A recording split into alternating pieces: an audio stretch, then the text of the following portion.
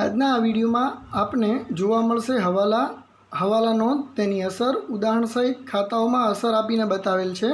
વિદ્યાર્થી મિત્રો, આપને વાર્ષિક હિસાબના હવાલા નોંધમાં પડતી મુશ્કેલીઓને દૂર કરવા માટે ખૂબ સારી રીતે સમજણથી આ વિડીયો બનાવેલ છે, તો ખાસ ધ્યાનથી જોજો।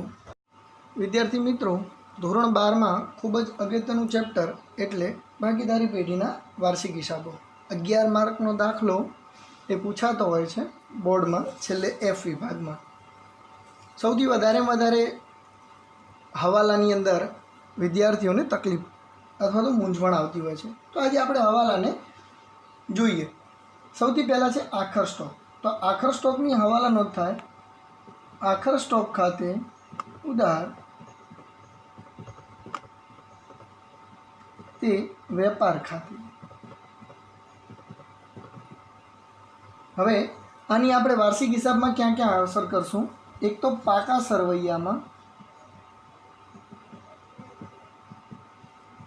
મિલકત લેણા બાજુ,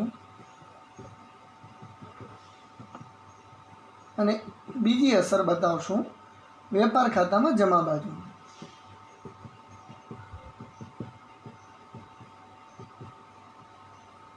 આખર સ્ટોકનો હવાલો ગણતા વખતે આપણે એકાદો આખર સ્ટોક જોઈએ। અહીં હવાલો એ રીતે આપ્યો છે કે આખર સ્ટોક ₹45,000 છે, જેની બજાર કિંમત 10% વધુ છે। તો આપણે આખર સ્ટોકમાં ધ્યાન રાખવા જેવી બાબત છે, ઓછી કિંમત ધ્યાનમાં લેવી।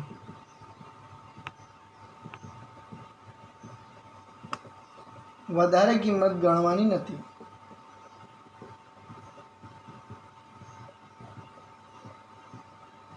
આની અસર કેવી રીતે આપશું એ જોઈએ। તો આખર સ્ટોકના 45,000 છે, તો માત્ર આપણે 45,000 ધ્યાનમાં લઈશું, એની બજાર કિંમત 10% વધુ કરવાની છે, તે કરશું નહીં। એક આપણે આખર સ્ટોકને વેપાર ખાતાની જમા બાજુ મૂકશું અને બીજું પાકા સરવૈયામાં મિલકત લેણા બાજુ મૂકશું। તો જુઓ, અહીંયા વેપાર ખાતું બનાવ્યું છે, તેની જમા બાજુ 45,000 આખર સ્ટોક આ રીતે લખાય। હવે બીજી અસર, આ નમૂનાનું પાકું સરવૈયું, એમાં મિલકત લેણા બાજુ કાયમી મિલકત, ચાલુ મિલકત। તો ચાલુ મિલકતના હેડની નીચે આખર સ્ટોક 45,000 મિલકત લેણા બાજુ દર્શાવવાનો થશે। બીજું ઉદાહરણ જોઈએ। આખર સ્ટોક 50,000 છે, જેની બજાર કિંમત 10% ઓછી છે। તો આપણે સૌથી પહેલાં ઓછી કિંમતને ધ્યાનમાં લેવાની છે। તો 50,000ના 10% કરીએ તો આપણને 5,000 મળે। તો 50,000માંથી 5,000 બાદ કરશું તો પછી મળે આપણને 45,000। આ આપણા આખર સ્ટોકની કિંમત થશે। આખર સ્ટોકની કિંમત 45,000 થશે। આ 45,000ની એન્ટ્રી ફરી આપણે આગળ કરી એ મુજબ કરીએ। તો જુઓ, અહીંયા વેપાર ખાતું બનાવ્યું છે, તેની જમા બાજુ 45,000 આખર સ્ટોક આ રીતે લખાય। હવે બીજી અસર, આ નમૂનાનું પાકું સરવૈયું, એમાં મિલકત લેણા બાજુ કાયમી મિલકત, ચાલુ મિલકત। તો ચાલુ મિલકતના હેડની નીચે આખર સ્ટોક 45,000 મિલકત લેણા બાજુ દર્શાવવાનો થશે।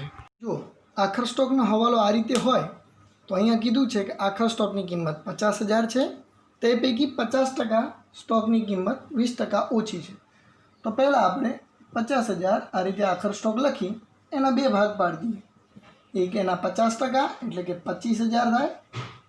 કોઈપણના 50% કરવો હોય તો એના અડધા કરીએ એટલે 50% કિંમત ગણાય, અને બાકીના એટલે એ પણ અડધા 25,000 થશે। હવે 20% ઓછી કઈ? તો આ 50,000 જે સ્ટોક છે એની કિંમત 20% ઓછી છે। તો 25,000ના 20% કાઢીએ તો એ આપણને મળશે 5,000। કેલ્ક્યુલેટરમાં ગણતરી કરીએ તો મળી જશે। તો અહીંયા આગળ આપણને મળે છે ઓછી કિંમત, એમાં કહેવાય કે કિંમતમાં ઘટાડો જે થયો એ બાદ કરશું તો 20,000 મળે, અને અહીંયા મળશે આપણને 25,000 એમના।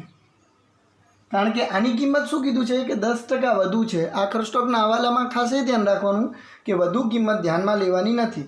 તો આપણને આ 20,000 અને આ 25,000 આ બંનેનું ટોટલ કરીએ તો ફરી મળ્યા આપણને 45,000। તો અહીંયા આગળ જે 45,000 મળે છે એની આમ નોંધ એ જ પ્રમાણે થશે, અને એની જે ડેટા એન્ટ્રી છે એ આપણે આગળ જોઈ ગયા એ રીતે કરીએ। તો જુઓ, અહીંયા વેપાર ખાતું બનાવ્યું છે, તેની જમા બાજુ 45,000 આખર સ્ટોક આ રીતે લખાય। હવે બીજી અસર, આ નમૂનાનું પાકું સરવૈયું એમાં મિલકત લેણા બાજુ કાયમી મિલકત, ચાલુ મિલકત. તો ચાલુ મિલકતના હેડની નીચે આખર સ્ટોક 45,000 મિલકત લેણા બાજુ દર્શાવવાનો થશે. જોઈએ આખર સ્ટોકમાં આખર સ્ટોકની ચોપડી કિંમત 60,000 છે. તો પહેલાં આપણે 60,000 આ રીતે લખીએ. ત્યારબાદ તેના 10% માલની કિંમત 20% ઓછી છે. તો 60,000ના 10% કાઢીએ તો આપણને મળશે 6,000. તો આ 10% કિંમત છે. ત્યારબાદ બીજું કહે છે 20% માલની કિંમત. તો અહીંયા આગળ બાકીના 20% માલની કિંમત જોઈએ તો આપણને 20% લેખે મળશે કેટલા? તો 6 દુ 10%, 6,000 હોય તો 20% 12,000 થશે. પછી જ્યારે બાકીના 42,000, તો હવે અહીંયા આગળ બાકીના 42,000 જોઈએ તો 60,000માંથી આપણે 6,000 અને 12,000 બાદ કરીએ તો આપણને મળશે 42,000. હવે એમાંથી બાદબાકી કરીએ તો 10% માલની કિંમત 20% ઓછી છે. તો અહીંયા આગળ આની 20% કાઢશું તો 6,000ના 20% આપણને મળશે તો આપણને 1200 મળ્યા. જે બાદ કરશું એમાં ઘટાડો થયો છે કિંમતમાં તો 4800. 6,000નો જે સ્ટોક હતો એમાં 4800 કિંમત. હવે અહીંયા આગળ 12,000 છે જે 20% માલની કિંમત, એટલે કે આ 20% માલ આપણો 12,000 થયો.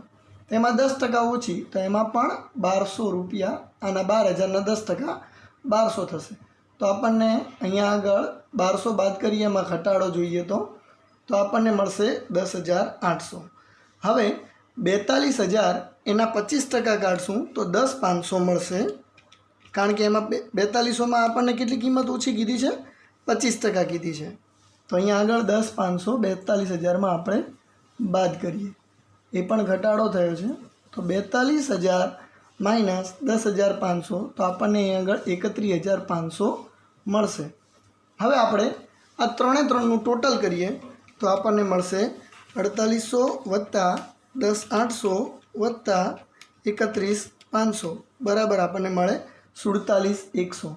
તો આપણા આખર સ્ટોકની કિંમત 47,100 તરીકે લઈ અને આપણે અસર આપવાની થશે. તો અહીંયા આગળ નમૂનાનું વેપાર ખાતું છે, એમાં આખર સ્ટોક જમા બાજુ આપણે 47,100 બતાવ્યો છે. પાકા સરવૈયામાં મિલકત લેણા બાજુ ચાલુ મિલકતના હેડની નીચે આખર સ્ટોક 47,100 દર્શાવશું. હવાલાની અસર જોઈએ તો ચૂકવવાના બાકી ખર્ચા, તો એની આમનો જ થશે જે તે ખર્ચ ખાતે ઉધાર તે ચૂકવવાના બાકી ખર્ચ ખાતે. આમનો જ નહીં પૂછે પણ એની આપણે અસર ક્યાં ક્યાં કરવાની થશે? તો વેપાર ખાતું અથવા નફા નુકસાન ખાતું જે તે ખર્ચ હોય એ ખર્ચમાં ઉમેરશું અને પાકા સરવૈયામાં મૂડી દેવા બાજુ ચાલુ દેવા તરીકે એની અસર આપશું. જોઈએ કેવી રીતે અસર આવે. અહીંયા નફા નુકસાન ખાતું નમૂનાનું છે તો એની અંદર વહીવટી ખર્ચાના હેડના નીચે સ્ટેશનરી ખર્ચ જે 5,000 કાચા સરવૈયામાં દર્શાવેલો છે, જો એનો હવાલો હોય તો આપણે એને પહેલાં ઇનર કોલમમાં એટલે કે અંદરની બાજુ આ કોલમની અંદરની બાજુ લખશું અને ચૂકવવાનો બાકી જે સ્ટેશનરી ખર્ચ છે તેમાં ઉમેરો થશે એટલે પ્લસ બતાવીશું અને જે 500 રૂપિયા છે એ લખશું. ત્યારબાદ અહીંયા આગળ જે આપેલો છે 5,000 વત્તા 500 આ બંનેનું ટોટલ કરી અને એની તરત બાજુમાં 5,500 આ રીતે લખી અને અહીંયા આ રીતે લીટી બતાવશે. એનો મતલબ આનું ટોટલ કરી અને બહાર લઈ ગયા છીએ. એની બીજી અસર આ નમૂનાનું પાકું સરવૈયું એમાં મૂડી દેવા બાજુ મૂડી અને એની નીચે ચાલુ જવાબદારીઓ હશે. તો ચાલુ જવાબદારી તરફથી લખશું એની નીચે ચૂકવવાનો બાકી સ્ટેશનરી ખર્ચ અને કેટલો આપણો 500 રૂપિયા જે બાકી હતો એ લખશું. અહીંયા 5,500 નહીં પણ જેટલો બાકી ચૂકવવાનો હોય એટલો જ અહીંયા આગળ સીધા આઉટર કોલમમાં તમે લખી શકો છો. અહીંયા આપણને મજૂરીના રૂપિયા 1,500 ચૂકવવાના બાકી છે. તો મજૂરી કાચા સરવૈયામાં ઓલરેડી 3,000 આપેલી છે. તો એક વેપાર ખાતાની ઉધાર બાજુ મજૂરી આપેલી હોય એને ઇનર કોલમ કે અંદરની બાજુ લખી એના ખર્ચમાં ઉમેરશું અને બીજું પાકા સરવૈયામાં મૂડી દેવા બાજુ આપણે ચાલુ જવાબદારીમાં એને બતાવીએ. અહીં વેપાર ખાતામાં ઉધાર બાજુ આ મજૂરી જે છે ઓલરેડી કાચા સરવૈયામાં આપેલી છે એનો હવાલો હોવાના કારણે ઇનર કોલમમાં લખી છે. પ્લસ ચૂકવવાની બાકી મજૂરી, ચૂકવવાની બાકી મજૂરી લખશું. ચૂકવવાની બાકી મજૂરી આપણને 1,500 આપેલી છે. તો અહીંયા આગળ બંનેનું ટોટલ કરી અને 12 લખશું. કુલ કરીને 12 4500 આ રીતે લખશું. હવે એની બીજી અસર तो पाका सरवैयानी अंदर चालू जवाबदारी बाजू चूकववानी बाकी मजूरी एम करी अने आउटर कॉलम में एटले के बहारनी बाजू आ खानानी अंदर सीधा 1500 लखशुं। अहीं अगाउथी चूकवेल खर्चा है कि जेनी अंदर आपणे जोईए तो एनी हवाला नोंध थशे अगाउथी चूकवेल खर्च खाते उधार के जे ते खर्च खाते। एक तो पाका सर्वे में मिलकत लेना बाजू अने जे ते खर्च थयुं होय एनी अंदरथी बाद करशुं कारण के ते खर्च आ वर्षनुं नथी। तो हवालानुं उदाहरण जोईए तो अगाउथी चूकवेल वीमो हवाला तरीके 300 आप्यो होय अने वीमो प्रीमियम काचा सर्वे में 1000 आप्यो होय तो नफा नुकसान खाता में वीमा प्रीमियम में बाद करशुं अने पाका सर्वे में मिलकत लेना बाजू चालू मिलकतों में दर्शावशुं। हवे जोईए अहींया आगळ नमूनानुं नफा नुकसान खातानी अंदर वहीवटी खर्चाना हेड नीचे वीमा प्रीमियम है तो अहींया आगळ आपणे बाद करशुं बाद अगाउथी चूकवेल वीमा प्रीमियम।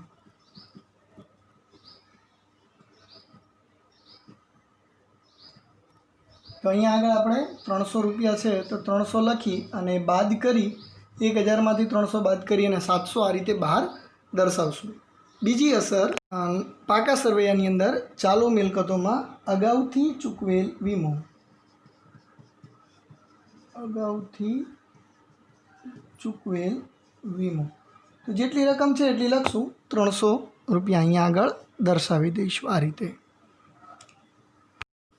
अहीं अगाउथी चूकवेल भाड़ू 250 अने भाड़ू काचा सर्वे में 2000 बतावेलुं छे। एक तो नफा नुकसान खाताना भाड़ा खर्च में बाद करिए अने बीजू पाका सर्वे में मिलकत लेना बाजू चालू मिलकत में दर्शावीए। नफा नुकसान खातानी उधार बाजू भाड़ू 2000 काचा सर्वे में जे दर्शावेलुं छे ए लखशुं अने त्यारबाद अगाउथी चूकवेल भाड़ू जे 250 छे ए 2000 में 250 बाद करी 1750 आ रीते बहारनी बाजू दर्शावी दईए। त्यारबाद एनी बीजी असर ए आपणे पाका सर्वेनी अंदर चालू मिलकतों में अगाउथी चूकवेल भाड़ू चालू मिलकतों में बतावशुं अने अहीं आगळ बहारनी बाजू 250 लखशुं। मळवानी बाकी आवकनो हवालो आमनो थशे मळवानी बाकी आवक खाते उधार ते जे ते आवक खाते। पाका सर्वे में एक एंट्री एनी मिलकत लेना बाजू अने बीजी एंट्री जे ते आवक बाजू उमेरीए। अहीं मळवानी बाकी दलाली 500 अने दलाली काचा सर्वे में 2000 बतावेली छे। एक नफा नुकसान खाता में दलालीनी आवक में उमेरीए जमा बाजू बतावशुं अने पाका सर्वेनी अंदर मिलकत लेना बाजू चालू मिलकतों में दर्शावीए। तो अहींया आगळ एनी प्रथम असर नफा नुकसान खातानी जमा बाजू एनी आवक दलाली काचा सर्वे में 2000 बतावेली छे ए लखेली होय एनी नीचे मळवानी बाकी दलाली उमेरशुं एटले प्लसनुं निशान अने त्यारबाद 500 अहींया बतावी अने एनी बंनेनी बहारनी बाजू एनुं टोटल ए कुल करी अने लखशुं 2500।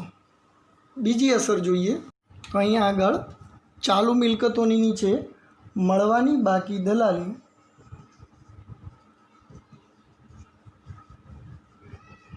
अने बहारनी कॉलम में 500 आपणे लखी दईशुं। जो कोई आवक अगाउथी मळी होय तो तेनी आमनोंध थशे जे ते आवक खाते उधार ते अगाऊ मळेल आवक खाते।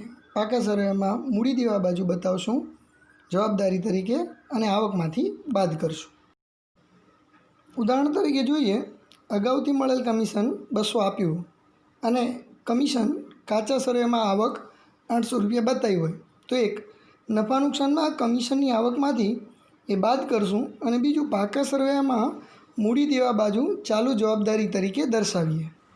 अहींया आगळ कमीशन 800 रुपया काचा सर्वे में आप्युं छे ए पहेला बतावीए।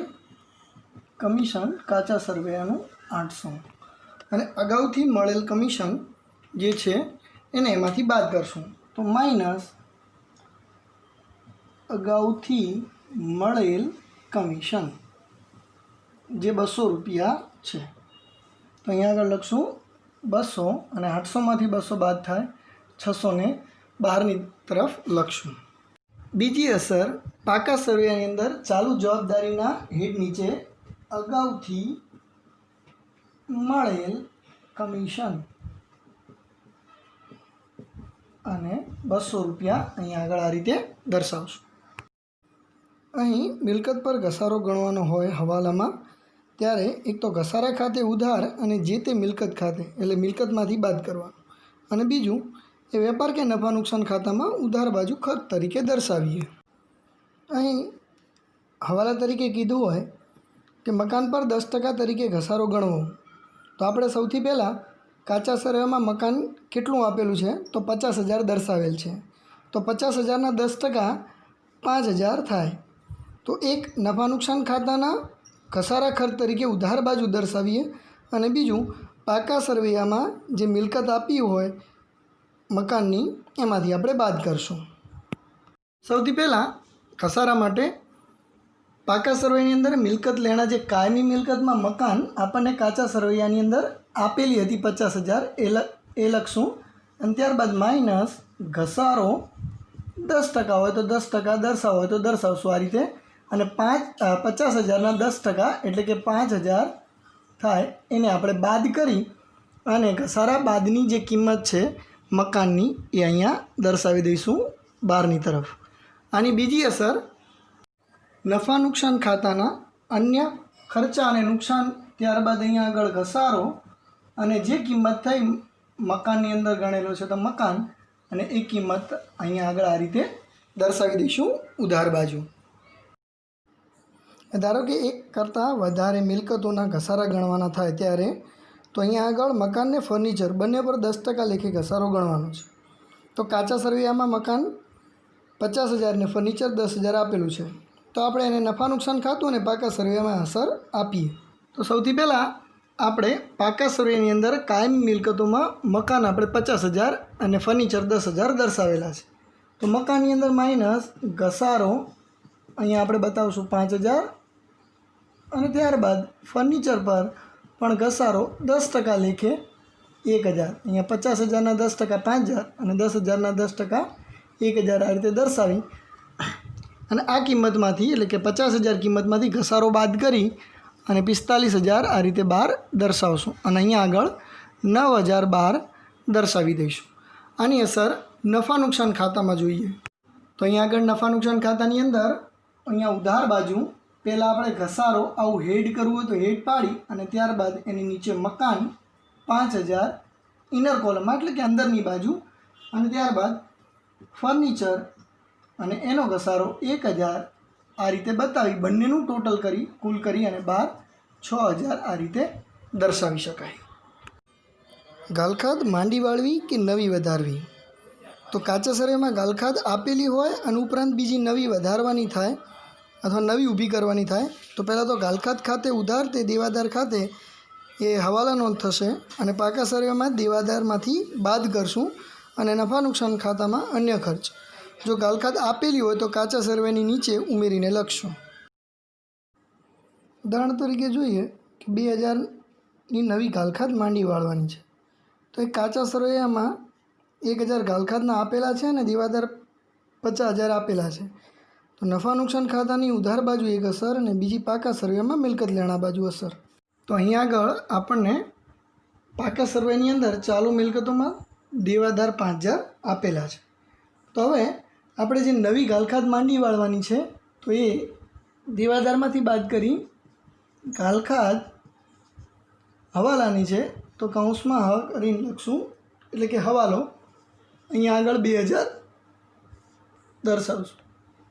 50,000માંથી 2,000 બાદ થાય 48,000 આ રીતે બહાર લખશું.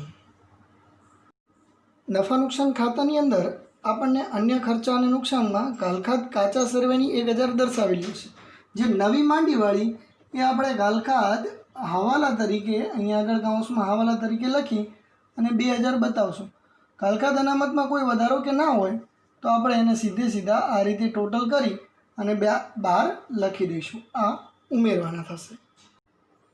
તો જોઈએ ગાલખાદ અનામતની જોગવાઈ કરવાની હોય તો એની હવાલા નોંધ થાય નફા નુકસાન ખાતે ઉધાર તે ગાલખાદ અનામત ખાતે.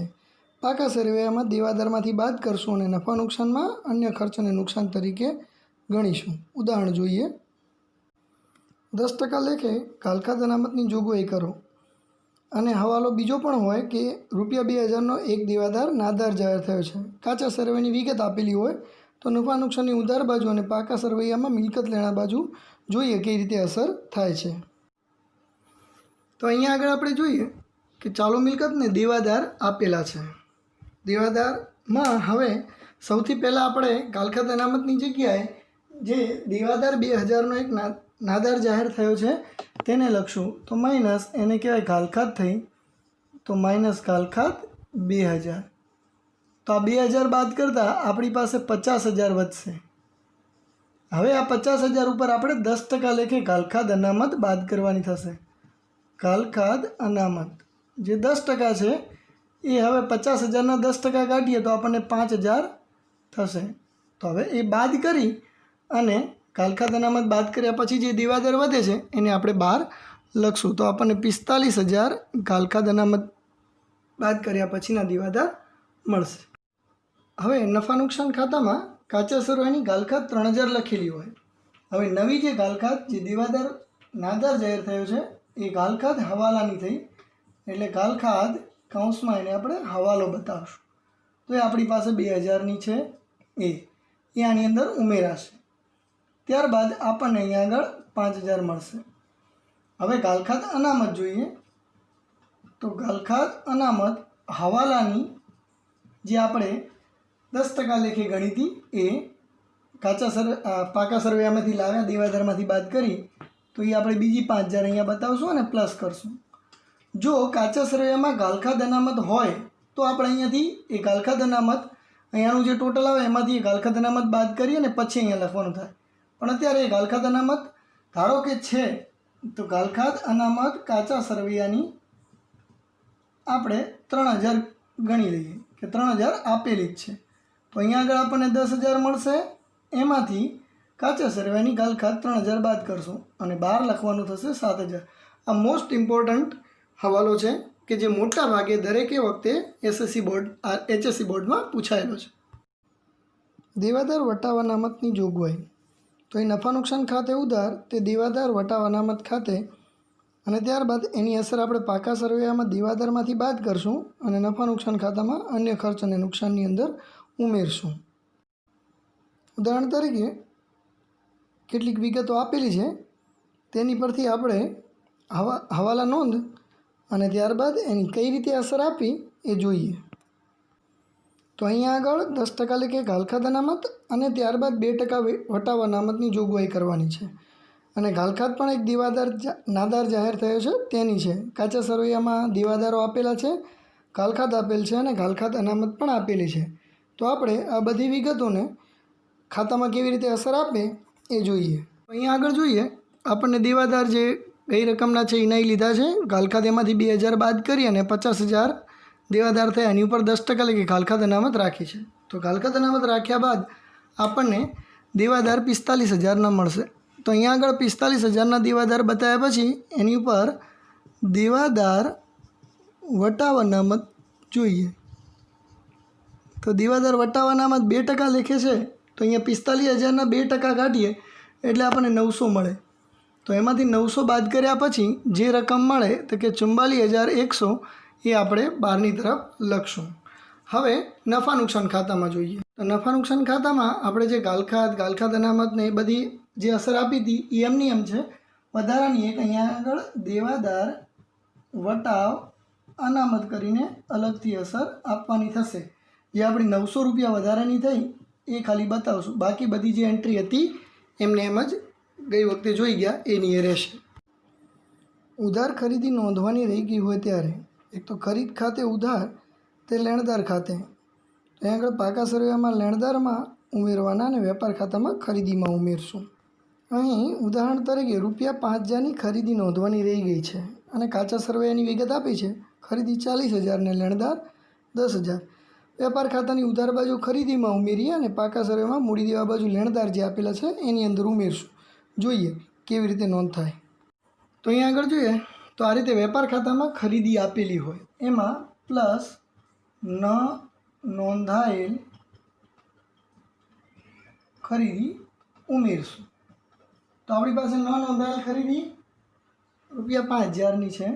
તો અહીંયા આગળ 5000 બતાવીએ અને ત્યારબાદ એ બેનું ટોટલ કરી અને 12 લખવાનું થશે. જો એની રીતે ગયેલ માલ હોય તો અહીંયા આગળ એનું ટોટલ કરી અને અહીંયાથી બાદ કરશું. હવે પાકા સરવૈયામાં જોઈએ તો અહીંયા આગળ આપણને લેણદારો 10,000 આપેલા છે, પ્લસ જે ન નોંધાયેલ ખરીદી છે, ન નોંધાયેલ ખરીદી 5000 છે એ અહીંયા બતાવશું, ઉમેરશું 5000 અને ત્યારબાદ અહીંયા 12ની તરફ 15,000 લખી નાખશું. જો હવે ઉધાર વેચાણ નોંધવાનું રહી ગયું હોય તો દેવાદાર ખાતે ઉધાર તે વેચાણ ખાતે આવી હવાલા નોંધ બને. પાકા સરવૈયામાં દેવાદારમાં ઉમેરશું અને વેપાર ખાતામાં વેચાણમાં ઉમેરશું. ઉદાહરણ તરીકે એક હવાલો જોઈએ તો ₹5,000 ઉધાર વેચાણ રહી ગયું છે. કાચા સરવૈયાની વિગતમાં વેચાણ આપ્યું છે અને દેવાદારો આપ્યા છે. વેચાણ 60,000 અને દેવાદારો 30,000 છે. ત્યારબાદ વેપાર ખાતાની જમા બાજુ એક અસર આપશું, વેચાણમાં ઉમેરશું અને પાકા સરવૈયામાં મિલકત લેણા બાજુ દેવાદારમાં ઉમેરીએ. તો અહીંયા આગળ આપણે વેપાર ખાતામાં જોઈએ તો વેચાણ 60,000 દર્શાવેલું છે. તો ન નોંધાયેલ ઉધાર વેચાણ નોંધીએ તો એમાં પ્લસ થશે ન નોંધાયેલ ઉધાર વેચાણ. તો આપણને ન નોંધાયેલ ઉધાર વેચાણ 5,000નું છે, તો આપણે અહીંયા આગળ 5,000 પ્લસ એટલે ઉમેરશું અને 12ની તરફ 65,000 આ રીતે લખશું. હવે અહીંયા આગળ આપણને ચાલુ મિલકતોમાં દેવાદારો 30,000 આપ્યા હોય પાકા સરવૈયામાં મિલકત લેણા બાજુ, તો એ દેવાદારોની અંદર આપણે ન નોંધાયેલ ઉધાર વેચાણને ઉમેરશું. તો અહીંયા પ્લસ ન નોંધાયેલ ઉધાર વેચાણ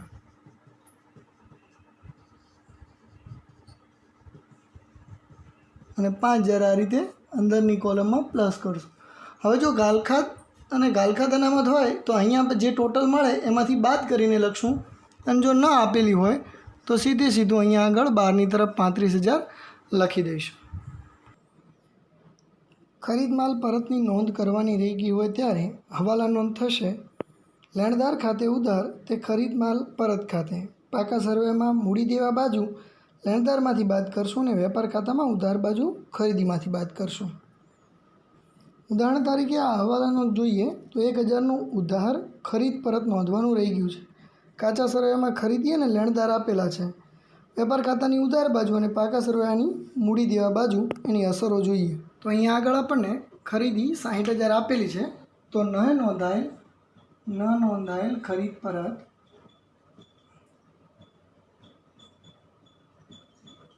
જે આપણે બાદ કરવાનું છે અને એ 1,000 રૂપિયાનું 60,000માંથી બાદ કરી 59,000 આપણે અહીંયા આગળ 12ની કોલમમાં લખશું. તો અહીંયા આગળ આપણને લેણદારો 30,000 આપેલા છે જે કાચા સરવૈયામાં હતા એ લખેલું. ત્યારબાદ ન નોંધાયેલ ખરીદ પરત જે આપણે બાદ કરવાનું થશે 1,000. તો 30,000માંથી 1,000 બાદ કરીએ એટલે આપણને 29,000 જે અહીંયા 12ની કોલમમાં લખવાનું થશે. વેચાણ માલ પરતની નોંધ કરવાની રહી ગઈ હોય ત્યારે હવાલા નોંધ થશે. વેચાણ માલ પરત ખાતે ઉધાર તે દેવાદાર ખાતે.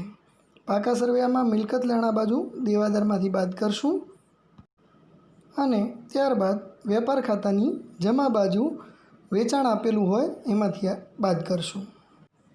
ત્યારબાદ આપણે પાકા સરવૈયાની અંદર મિલકત લેણા બાજુ દેવાદારો કાચા સરવૈયામાં 40,000 આપેલા જ છે, તો આપણે ન નોંધાયેલ વેચાણ પરત 2,000 નોંધશું. તો અહીંયા આગળ 2,000 બાદ કરશું તો અહીંયા આપણને 38,000 મળશે. જોઈએ અહીંયા વેપાર ખાતાની જમા બાજુ વેચાણ 70,000 આપેલું છે. હવે આપણે ન નોંધાયેલ વેચાણ પરત નોંધવાનું બાકી છે એ લખશું. તો 2,000નું તો અહીંયા લખશું ન નોંધાયેલ વેચાણ પરત.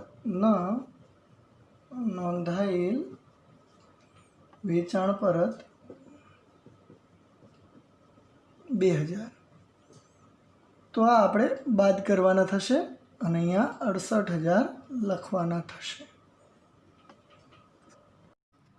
અહીં ખરીદ માલ પરતની નોંધ વેચાણ તરીકે ભૂલથી થયેલી છે તો એક તો વેચાણ જે જમા હોય એને આપણે ઉધાર કરશું એટલે વેચાણ ખાતે ઉધાર અને દેવાદારોમાંથી બાદ કરવાના થશે એટલે દેવાદાર ખાતે જમા કરશું.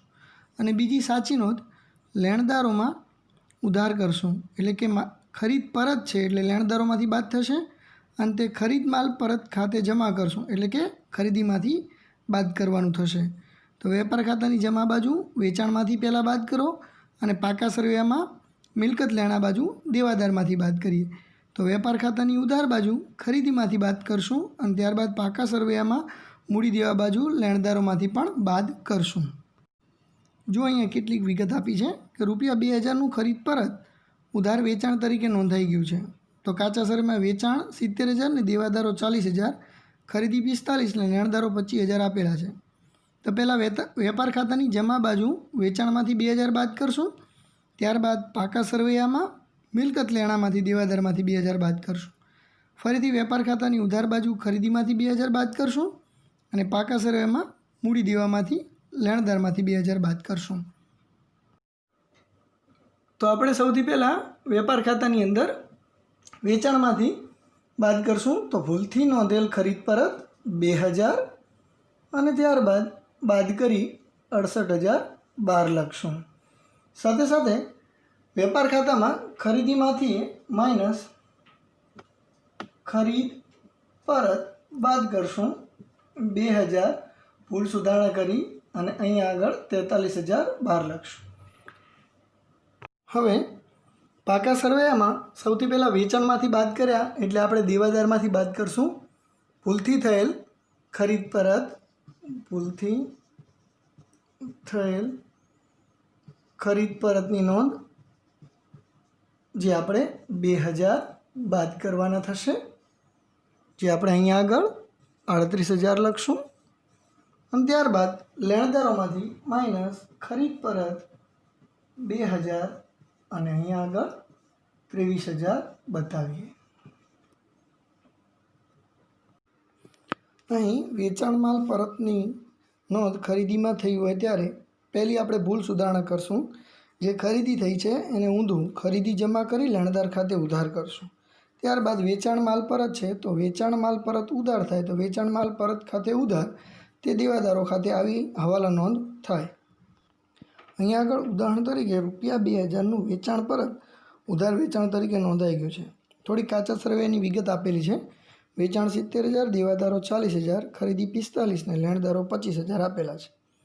વેપાર ખાતાની ઉધાર બાજુ એક તો ખરીદીમાંથી 2,000 બાદ કરશું, પાકા સરવૈયામાં મૂડી દેવા બાજુ લેણદારમાંથી બાદ કરશું અને ત્યારબાદ વેપાર ખાતાની જમા બાજુ વેચાણમાંથી વેચાણ પરત છે એટલે 2,000 બાદ કરશું અને પાકા સરવૈયામાં મિલકત લેણામાંથી દેવાદારોમાંથી વેચાણ પરત છે એટલે 2,000 બાદ કરશું. ચાલો તો અહીંયા શરૂઆત કરીએ. તો પહેલાં તો જે આપણી ભૂલ સુધારણા છે ખરીદ નોંધમાંથી બાદ કરશું. તો માઇનસ ભૂલ સુધારણા 2,000. તો આપણે ભૂલથી ખરીદ ખાતે નોંધાઈ ગયું છે તે તો અહીંયા આગળ મળશે આપણને 43,000. સાથે સાથે આ બાજુ વેચાણની પણ એન્ટ્રી કરી લઈએ. તો માઇનસ વેચાણ પરત જે મળ્યું છે તે કૌંસમાં ન નોંધાયેલ, અહીંયા આગળ 2,000 અને ત્યારબાદ બહારની બાજુ 68,000 લખશું. ભૂલ સુધારણા જે વેચાણ પરત હતું તે. હવે ત્યારે પાકા સરવૈયામાં જોઈએ. આપણે જોઈએ સૌથી પહેલાં જે ભૂલથી ખરીદી થઈ ગઈ તો એ ભૂલ સુધારણા લેણદારમાંથી બાદ કરશું. વેચાણ પરતવાળી 2,000 અહીંયા લખશું, ત્યારબાદ બાદ કરી 23,000 અહીંયા. અને દેવાદારોમાં જે વેચાણ પરત છે તે વેચાણ પરત 2,000 બતાવશું, ત્યારબાદ 38,000 અહીંયા દર્શાવશું. હવે અહીં ઉધાર ખરીદીની નોંધ વેચાણ નોંધમાં થઈ ગઈ હોય ત્યારે તો પહેલાં જે ભૂલ થઈ છે એને આપણે દૂર કરીએ. તો વેચાણ ખાતે ઉધાર તે દેવાદાર ખાતે અને ત્યારબાદ સાચી નોંધ તો ખરીદ ખાતે ઉધાર તે લેણદાર ખાતે કરશું.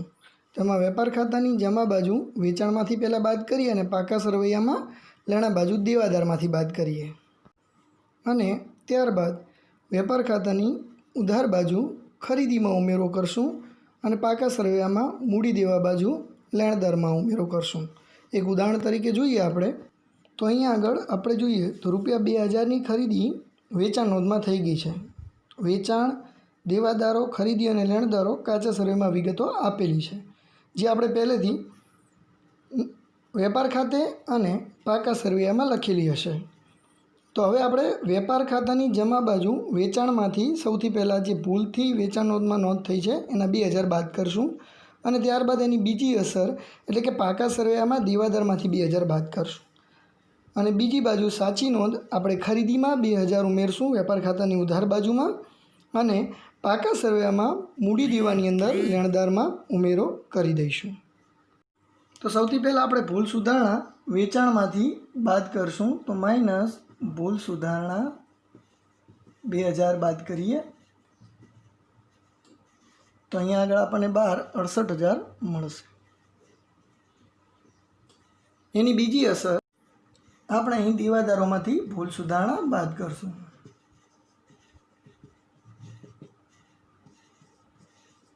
અને બહારની તરફ 2000 બાદ કરીને લખશું.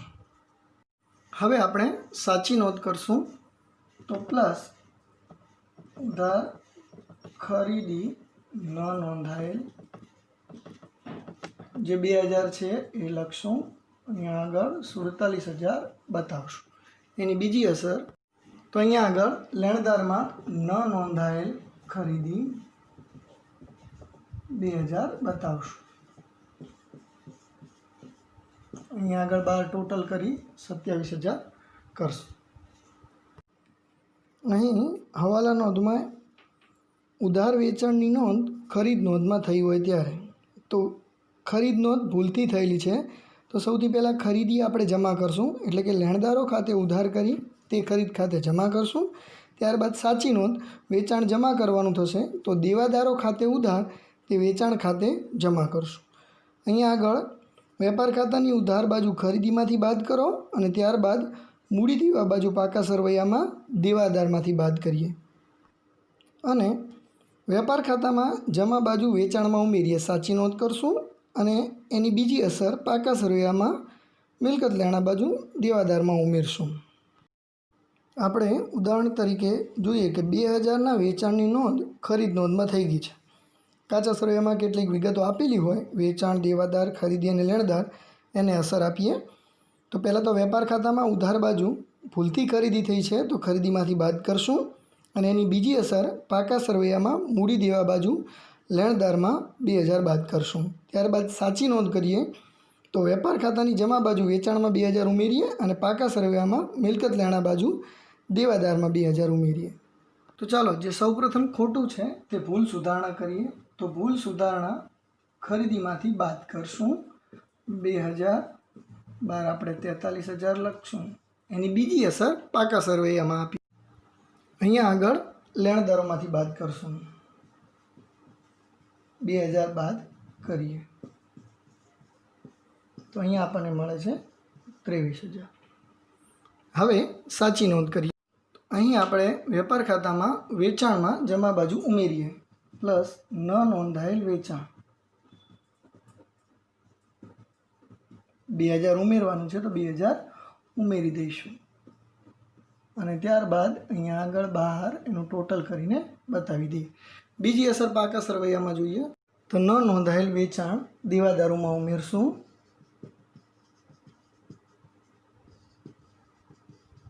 2000 અને ટોટલ કરી અને 12 અહીંયા આગળ આપણે 42,000 લખી દઈશું.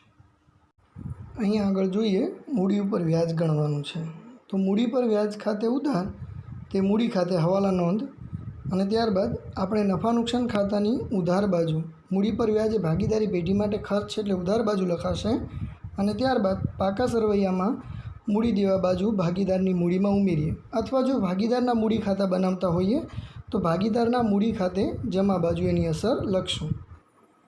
અહીંયા આગળ 10% લેખે વાર્ષિક મૂડી પર વ્યાજ ગણવાનું છે.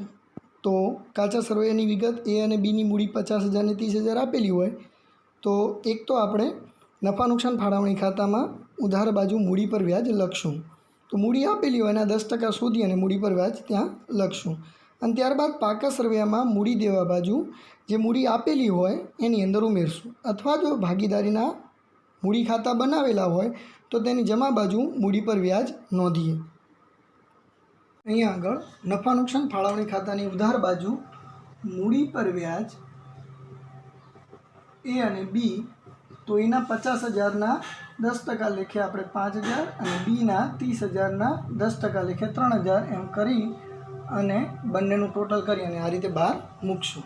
બાદ અહીં પાકા સરવૈયામાં એ પ્લસ મૂડી પર વ્યાજ અહીંયા આગળ 5,000 અને અહીંયા આગળ પ્લસ મૂડી પર વ્યાજ 3,000 લખશું. ટોટલ કરી અને આ રીતે મૂકી શકીએ. અને જો આ રીતે ભાગીદારના મૂડી અથવા તો ચાલુ ખાતા રાખવામાં આવતા હોય તો એની બાકી આગળ લાયા મૂડીની 50,000 અને 30,000 હશે તો મૂડી પર વ્યાજ એની નીચે જ મૂડી પર વ્યાજ જમા બાજુ આપણે 5,000 અને 3,000 આ રીતે લખી દઈશું. આ રીતે એન્ટ્રી એની થઈ શકે. જો અહીંયા ઉપાડ ઉપર વ્યાજ નોંધવાનું હોય તો પહેલાં ઉપાડ ખાતે ઉધાર કે ઉપાડ પરના વ્યાજ ખાતે જમા કરશું. ત્યારબાદ જોઈએ તો એક એની અસર નફા નુકસાન ફાળવણી ખાતાની જમા બાજુ આપશું અને બીજી અસર પાકા સરવૈયામાં મૂડી દેવા બાજુ ભાગીદારના મૂડીમાંથી બાદ કરશું. અથવા જો ભાગીદારના મૂડી કે ચાલુ ખાતા દર્શાવ્યા હોય તો તેની ઉધાર બાજુ તેની અસર આપશું. ઉદાહરણ તરીકે આપણે 10% લેખે વાર્ષિક ઉપાડ ઉપર વ્યાજ ગણવાનું છે. જો તારીખ આપેલી હોય ઉપાડની તો એને ધ્યાનમાં લઈ અને ઉપાડ ગણીશું. તારીખ ન આપેલી હોય તો વાર્ષિક ઉપાડ 10% લેખે ગણશું. તેની એક અસર નફા નુકસાન ફાળવણી ખાતાની જમા બાજુ ઉપર ગણીને આપીએ અને બીજી પાકા સરવૈયામાં મૂડી દેવા બાજુ મૂડીમાંથી બાદ કરીએ. અથવા તો જો ભાગીદારના મૂડી અથવા ચાલુ ખાતા દર્શાવેલા હોય તો એની ઉધાર બાજુ એને અસરને આપીએ. અહીં નફા નુકસાન ફાળવણી ખાતાની જમા બાજુ અહીંયા લખશું ઉપાડ પર વ્યાજ એ અને બીનું આપશું. તો એનું વ્યાજ થશે 1,000 10,000ના લેખે અને બીનું વ્યાજ 5,000ના 10% લેખે 500. તો અહીંયા આગળ બંને બાર દર્શાવી દઈશું. અહીંયા પાકા સરવૈયામાં દર્શાવવું હોય તો ઉપાડની નીચે જ ઉપાડ પર વ્યાજ એમ દર્શાવશું. મૂડી દેવા બાજુ ઉપાડ પર વ્યાજ ઉપાડમાં ઉમેરશું જે મૂડીમાંથી અહીંયા ટોટલ થઈ અને બાદ થશે અને બીનું ઉપાડ પર વ્યાજ આપણે 500 દર્શાવી દઈશું કે જે ઉપાડની અંદર ઉમેરાય અને પછી છેલ્લે મૂડીમાંથી બાદ કરવાનું થશે. જો ભાગીદારના મૂડી અથવા ચાલુ ખાતે દર્શાવતા હોય તો અહીંયા આગળ ઉપાડ દર્શાવેલું હોય એની નીચે ઉપાડ પર વ્યાજ કરીને દર્શાવશું 10,000ના 10% લેખે 1,000 અને 5,000ના 10% લેખે 500 રૂપિયા અહીંયા દર્શાવશું. અહીં ભાગીદારોને કરારપત્ર આધારિત જો પગાર ચૂકવવાનો હોય તો ભાગીદારના પગાર ખાતે ઉધાર તે ભાગીદારોના મૂડી અથવા તો ચાલુ ખાતે થશે. એક અસર નફા નુકસાન ફાળવણી ખાતાની ઉધાર બાજુ આપીશું અને એની બીજી અસર ભાગીદારોના મૂડી અથવા ચાલુ ખાતે જમા બાજુ આપીએ. ભાગીદાર એને માસિક 1,000 પગાર આપવો. કાચા સરવૈયામાં વિગત આપેલી હોય મૂડી 5,000 ને 30,000 અને આ ઉપરાંત આપણે નફા નુકસાન ફાળવણી ખાતાની ઉધાર બાજુ પગાર દર્શાવશું અને ખાસ કરીને વાર્ષિક પગાર હોય તો વાર્ષિક પહેલાં પગાર શોધી અને ત્યારબાદ દર્શાવશું. અને બીજી અસર ભાગીદારોના મૂડી ખાતે જમા બાજુ એને વાર્ષિક પગાર 12,000 લેખે અહીંયા આપીએ. ઉધાર બાજુ લખશું ભાગીદારના પગાર ખાતે તો અહીંયા આગળ 1,000 ગુણ્યા 12 તો 12 મહિનાનો 12,000 પગાર. તો ભાગીદાર આપણે અહીંયા આગળ એ છે તો એના મૂડી ઓબ્લિક ચાલુ ખાતે અસર આવશે. તો આપણે ભાગીદારના મૂડી ખાતે અસર લખીએ. અહીંયા આગળ ભાગીદારના મૂડી ઓબ્લિક ચાલુ ખાતાના નમૂનામાં જમા બાજુ અહીંયા લખશું પગાર ખાતે પણ એને છે તો એના ખાનામાં જ 12,000 લખશું. આ રીતે અસર આપવાની થાય. ભાગીદારના ચાલુ ખાતાની ઉધાર અને જમા બાકી પર વ્યાજ શોધીએ। જો જમા બાકી હોય તો હવાલા નોંધ થશે। ચાલુ ખાતા પર વ્યાજ ખાતે ઉધાર તે ભાગીદારના ચાલુ ખાતે, અને જો ઉધાર બાકી હોય તો આમ હવાલા નોંધ થશે ભાગીદારના ચાલુ ખાતે ઉધાર તે ચાલુ ખાતા પર વ્યાજ ખાતે। હવે આ બંનેની અસર નફા નુકસાન ફાળવણી ખાતે અને ભાગીદારના ચાલુ ખાતે આપીએ। અહીં ઉદાહરણ તરીકે ભાગીદારના ચાલુ ખાતા પર બાકી પર 10% લેખે વ્યાજ ગણવાનું છે। તો ચાલુ ખાતાની બાકી એની જમા બાકી 5000, જ્યારે બીની ઉધાર બાકી 3000 આપેલી છે। તો એના જમા બાકી માટે તો પહેલાં 5000ના 10% લેખે 500 થશે। તો નફા નુકસાન ફાળવણી ખાતાની ઉધાર બાજુ 500 લખશું અને એના ચાલુ ખાતાની જમા બાજુ 500 લખશું। જ્યારે બી માટે આપણે બીના ચાલુ ખાતાની ઉધાર બાજુ 300 લખશું અને નફા નુકસાન ફાળવણી ખાતાની જમા બાજુ 300 લખશું। તો અહીંયા ભાગીદારના ચાલુ ખાતાનો નમૂનો છે। બીના 3000 ઉધાર બાજુ અને એના જમા બાજુ 5000 આપેલા છે। તો અહીંયા લખશું એમાં પહેલાં ચાલુ ખાતાની બાકી પર વ્યાજ, ખાતાની બાકી પર વ્યાજ, અહીંયા જમા બાજુ આપ્યું તો ચાલુ ખાતાની બાકી પર વ્યાજ એનું 500, અને અહીંયા બી માટે લખશું ચાલુ ખાતાની બાકી પર વ્યાજ, તો બી માટે અહીંયા 300 લખશું। હવે આ બંનેની સાથે અસર આપણે નફા નુકસાન ફાળવણી ખાતે આપીએ। આપણે સૌ પહેલાં એનું આલશું, તો એની ચાલુ ખાતાની બાકી પર વ્યાજ, તો એના ચાલુ ખાતે જમા બાજુ હતું તો અહીંયા આગળ ઉધાર બાજુ થશે, એને આપણે અહીંયા આગળ 500 લખશું। અહીંયા આગળ જમા બાજુ બીના ચાલુ ખાતાની બાકી પર વ્યાજ, ખાતાની બાકી પર વ્યાજ, નફા નુકસાન ફાળવણી ખાતાની જમા બાજુ એને 300 આપશું। તો આ રીતે નફા નુકસાન ફાળવણી ખાતામાં એની અસર આપવામાં આવે છે।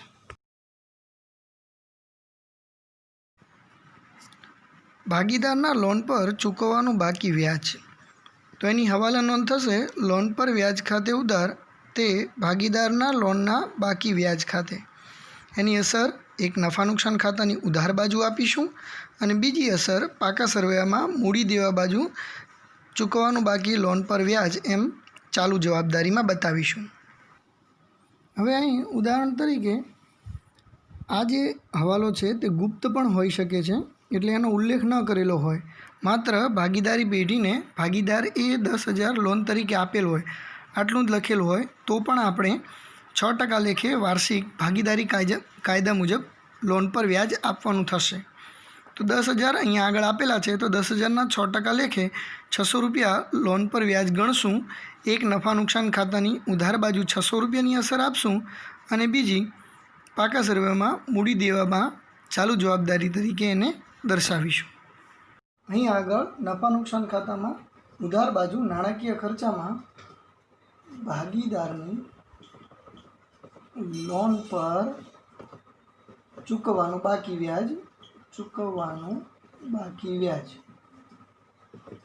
600, પરંતુ જો અહીંયા લોન પર વ્યાજ એમ કરી અને ઉલ્લેખ કર્યો હોય 300 રૂપિયા, તો 300 અહીંયા બતાવી અને ચૂકવવાનું બાકી બીજું 300 રૂપિયા એમ બતાવવાનું થશે। પણ અહીંયા આગળ આપણે ખાલી ઉદાહરણ તરીકે પૂરેપૂરું ચૂકવવાનું બાકી જ ગણીએ છીએ। અહીંયા આગળ પાકા સરવૈયામાં ચાલુ જવાબદારીમાં ચૂકવવાનું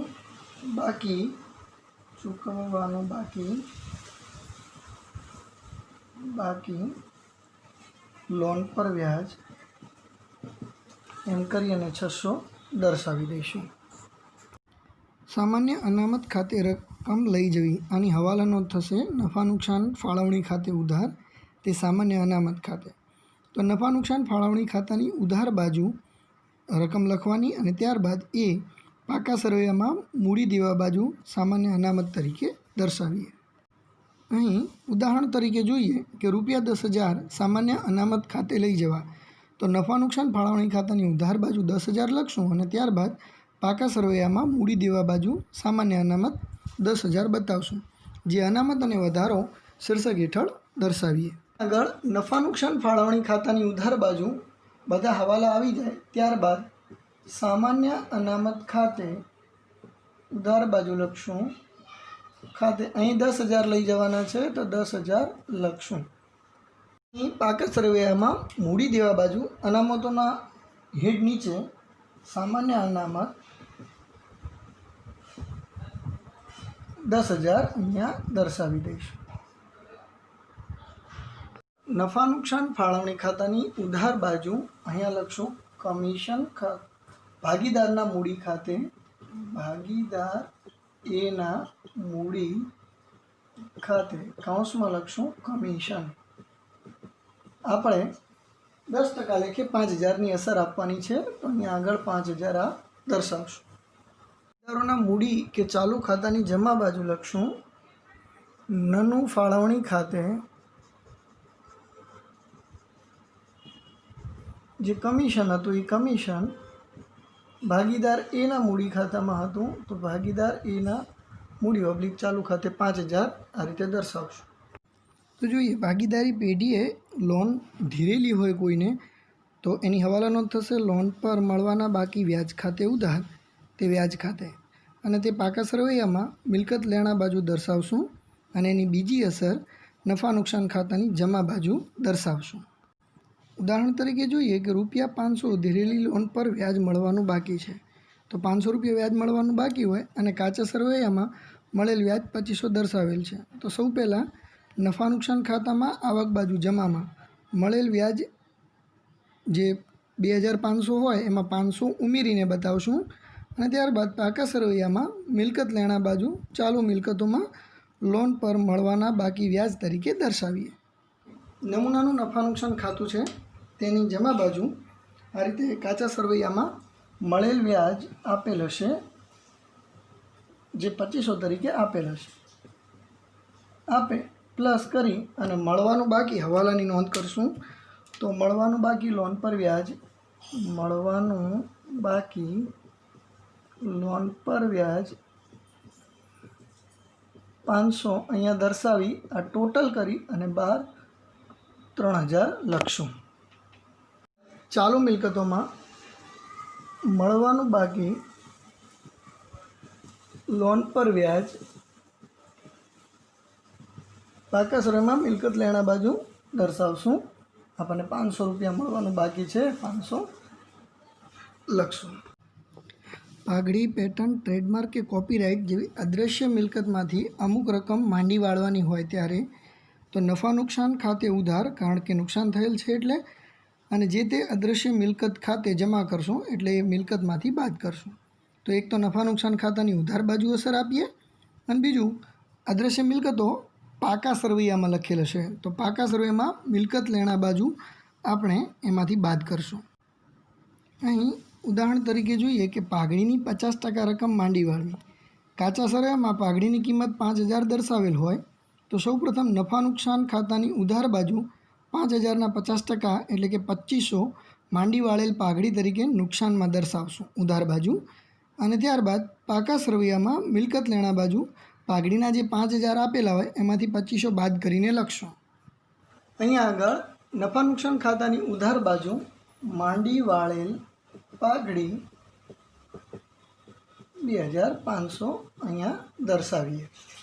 જે પાકા સરવૈયાની અંદર મિલકત લેણા બાજુ અદૃશ્ય મિલકત દર્શાવેલી હોય એમાં જે પાઘડી દર્શાવી હોય તે નીચે માંડી વાળેલ એમ કરી અને આપણે જે 50% કિંમત 5,000ની થાય 2,500 એ દર્શાવશું અને આમાંથી બાદ કરી અને આપણે 2,500 બહારની તરફ લખશું. જો ભાગીદારે અંગત વપરાશ તરીકે માલ લીધો હોય અને એની નોંધ કરવાની રહી ગઈ હોય તો એનો ઉપાડ ગણાય એટલે ઉપાડ ખાતે ઉધાર અને અન્ય રીતે ગયેલ માલ છે તેથી ખરીદ ખાતે જમા થશે. તો વેપાર ખાતાની ઉધાર બાજુ એક તો ખરીદીમાંથી બાદ કરો અને ત્યારબાદ ભાગીદારના મૂડી કે ચાલુ ખાતે ઉધાર બાજુ જો ભાગીદારના મૂડી ખાતું ન બનાવ્યો હોય તો પાકા સરવૈયામાં મૂડી દેવા બાજુ એ જે તે ભાગીદારના ઉપાડની અંદર ઉમેરી દઈશું. અહીં ઉદાહરણ તરીકે જોઈએ તો ભાગીદાર એ અંગત વપરાશ માટે ₹2,000નો માલ લઈ ગયો છે અને જે નોંધવાનું બાકી છે. કાચા સરવૈયામાં ખરીદી 10,000 અને ભાગીદાર એનો ઉપાડ 4,000 આપેલ છે. તો એક આપણે વેપાર ખાતામાં ઉધાર બાજુ ખરીદીમાંથી બાદ કરીએ. બીજું પાકા સરવૈયામાં મૂડી દેવા બાજુ ઉપાડની અંદર ઉમેરશું અથવા ભાગીદારના મૂડી કે ચાલુ ખાતા બનાવ્યા હોય તો એની ઉધાર બાજુ નોંધીએ। સૌથી પહેલાં વેપાર ખાતાની ઉધાર બાજુ ખરીદીમાંથી બાદ કરીએ ઉપાડથી ગયેલ માલ। તો રૂપિયા 2000નો માલ લઈ ગયેલ છે તો 2000 એમાંથી બાદ કરી અને 8000 લખશું। પાકા સરવૈયામાં એની મૂડી અને ત્યારબાદ એનો ઉપાડ આપેલ હશે પ્લસ ઉપાડની નીચે ઉપાડથી ગયેલ માલ 2000 આપણે અહીંયા આગળ બતાવી દઈશું। ત્યારબાદ એનું ટોટલ જે થતું હોય આ રીતે દર્શાવશું। આ રીતે ભાગીદારોના મૂડી કે ચાલુ ખાતા બનાવ્યા હોય તો તેમાં ઉપાડ અને ત્યારબાદ એની નીચે ઉધાર બાજુ ઉપાડથી ગયેલ માલ અને એ આપણે 2000 અહીંયા દર્શાવી દઈશું। આ રીતે જાહેરાતના નમૂના તરીકે માલ વેચેલ હોય તો એ જાહેરાત ખર્ચ ગણાશે। એટલે જાહેરાત ખર્ચ ખાતે ઉધાર અને ખરીદીમાંથી બાદ થશે, અન્ય રીતે ગયેલ માલ છે માટે। તો એક તો નફા નુકસાન ખાતાની ઉધાર બાજુ નોંધશું અને બીજું વેપાર ખાતાની ઉધાર બાજુ ખરીદીમાંથી બાદ કરશું। ઉદાહરણ તરીકે હવાલો તો કે જાહેરાતમાં ₹100નો માલ નમૂના તરીકે મફત આપ્યો છે।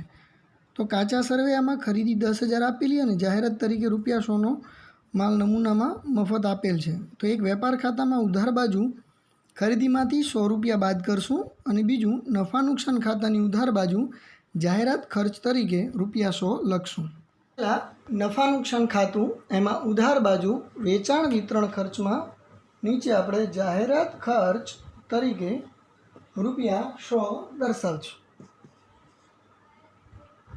અહીંયા બીજી અસર વેપાર ખાતાની ઉધાર બાજુ ખરીદી 10,000 કાચા સરવૈયામાં આપેલી છે તો માઇનસ જાહેરાતમાં આપેલ માલ ₹100। તો 10,000માંથી 100 બાદ કરી 9,900 અહીંયા બહાર દર્શાવશું।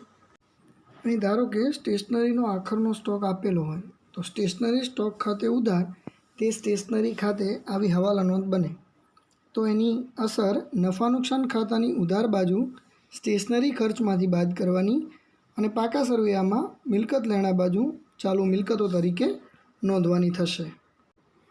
અહીંયા આગળ વર્ષના અંતે સ્ટેશનરીનો સ્ટોક ₹100 આપેલો છે, કાચા સરવૈયામાં સ્ટેશનરી ખર્ચ તરીકે 500 આપેલા છે। તો નફા નુકસાન ખાતાની ઉધાર બાજુ સ્ટેશનરી ખર્ચ 500 લખેલો હોય તેમાંથી નીચે આખર સ્ટોક એમ કરી બાદ કરી 100 લખશું અને ત્યારબાદ પાકા સરવૈયામાં મિલકત લેણા બાજુ ચાલુ મિલકતો તરીકે ₹100 સ્ટેશનરીનો સ્ટોક દર્શાવશું।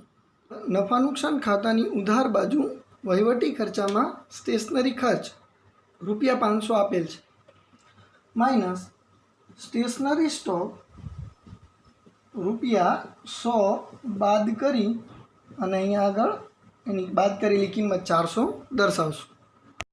ત્યારબાદ પાકા સરવૈયામાં મિલકત લેણા બાજુ ચાલુ મિલકતોની નીચે સ્ટેશનરી સ્ટોક ₹100 જે બાદ કરેલો છે એ અહીંયા આગળ બતાવી દઈશું। અહીંયા પટ્ટે રાખેલ મિલકતમાંથી અમુક રકમ માંડી વાળવાની છે તો નફા નુકસાન ખાતે ઉધાર તે પટ્ટે રાખેલ મિલકત ખાતે હવાલો નોંધ થશે।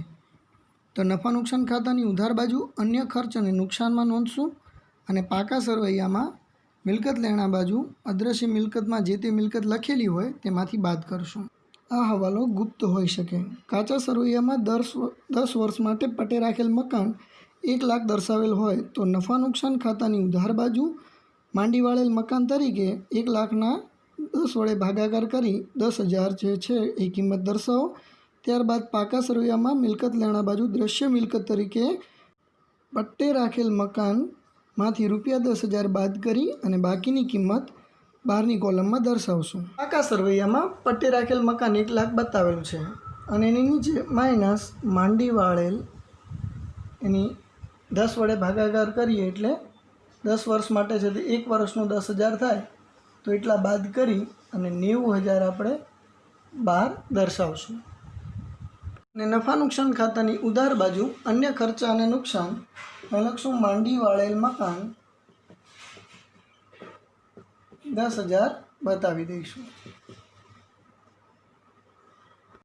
અહીં શેર કે રોકાણો પર ડિવિડન્ડ કે વ્યાજ મળવાનું બાકી હોય તો હવાલા નોંધ થશે મળવાના બાકી ડિવિડન્ડ કે વ્યાજ ખાતે ઉધાર તે ડિવિડન્ડ કે વ્યાજ ખાતે। ત્યારબાદ નફા નુકસાન ખાતાની જમા બાજુ બતાવશું અને બીજી અસર પાકા સરવૈયાના મિલકત લેણા બાજુ મળવાના બાકી ડિવિડન્ડ કે વ્યાજ ખાતે દર્શાવીએ। અહીંયા ઉદાહરણ તરીકે રોકાણો પર 10% લેખે વ્યાજ મળવાનું બાકી છે। કાચા સરવૈયામાં રોકાણો 10,000ના આપેલ છે અને મળેલ વ્યાજ 500 હોય તો નફા નુકસાન ખાતાની જમા બાજુ વ્યાજમાં ઉમેરશું અને પાકા સરવૈયામાં મિલકત લેણા બાજુ ચાલુ મિલકતમાં મળવાનું બાકી વ્યાજ રોકાણો પરનું જે છે તે 500 દર્શાવશું। કેમ? કારણ કે 10,000ના 10% 1,000 થાય, તે પૈકી 500 મળેલા છે તો મળવાનું બાકી વ્યાજ 1,000માંથી 500 બાદ કરીએ તો 500 જ થશે। આપણને નફા નુકસાન ખાતામાં મળેલ વ્યાજ 500 કાચા સરવૈયા મુજબનું દર્શાવેલું છે તો પ્લસ મળવાનું બાકી વ્યાજ જોઈ લઈશું। મળવાનું બાકી રોકાણો પરનું વ્યાજ ₹500 દર્શાવશું અને 10% લેખે આપણને 1,000 મળી જશે। આગળ પાકા સરવૈયામાં મિલકત લેણા બાજુ આપણે મળવાનું બાકી રોકાણો પરનું વ્યાજ લખશું। રોકાણોનું વ્યાજ જે 500 છે એ ₹500 અહીંયા આગળ દર્શાવી દઈશું। ભાગીદાર અંગત મિલકત ધંધામાં લાવે જેની નોંધ કરવાની રહી ગઈ હોય ત્યારે તો જે તે મિલકત ખાતે ઉધાર તે ભાગીદારના મૂડી ખાતે એવી હવાલા નોંધ થાય અને એની અસર પાકા સરવૈયામાં મિલકત લેણા બાજુ મિલકત તરીકે દર્શાવો અને બીજી અસર પાકા સરવૈયામાં મૂડી દેવા બાજુ ભાગીદારના મૂડીમાં ઉમેરો અથવા જો ભાગીદારના મૂડી ખાતા બનાવ્યા હોય તો તે ભાગીદારના મૂડી ખાતાની જમા બાજુ દર્શાવવાની થશે। ઉદાહરણ તરીકે જોઈએ તો ભાગીદાર એ અંગત ₹20,000ની મોટર કાર ધંધામાં લાવેલ છે જેની નોંધ કરવાની રહી ગઈ છે તો કાચા સર્વેની વિગતમાં મૂડી એ અને બીની 1,50,000 આપેલી છે તો પાકા સર્વેમાં પહેલાં મિલકત લેણા બાજુ મોટર કારને 20,000 તરીકે નોંધશું। બીજી અસર પાકા સર્વેમાં મૂડી દેવા બાજુ ભાગીદાર એની મૂડીમાં ઉમેરશું 20,000 અથવા જો ભાગીદારના મૂડી ખાતા બનાવ્યા હોય તો તેની જમા બાજુ ભાગીદાર એના મૂડીના ખાનામાં 20,000 નોંધીએ। અહીંયા આગળ પાકા સરવૈયામાં સૌથી પહેલાં મિલકત લેણા બાજુ મોટર કાર એમ દ્રશ્ય મિલકત અથવા તો કાયમી મિલકતમાં મોટર કાર 20,000 એ રીતે દર્શાવશું। હવે બીજી અસર મૂડી આપણને કાચા સરવૈયામાં એની આપેલી છે 10,000 વત્તા વધારાની મૂડી જે મોટર કાર લાવ્યા તે કાઉન્સમાં દર્શાવી શકાય અને 20,000 અહીંયા દર્શાવશું એટલે એની મૂડી વધીને 1,20,000 આ રીતે બતાવાય। અને જો વાર્ષિક હિસાબમાં ભાગીદારોનું મૂડી ખાતું બનાવ્યું હોય તો અહીંયા આગળ બાકી આગળ લાયા તરીકે એના ખાનામાં 1,00,000 અને બીના ખાનામાં 50,000 દર્શાવેલા છે તો અહીંયા વધારાની મૂડી તેની જમા બાજુ વધારાની મૂડી મોટર કાર જે લાવ્યા છે તે 20,000 અહીંયા આગળ દર્શાવી દઈશું। સૂચન હોય તો કમેન્ટમાં લખશો અથવા કોઈ દાખલાનો વિડીયો જોઈએ તો પણ કહેશો, બનાવી આપવાનો પ્રયત્ન કરશો।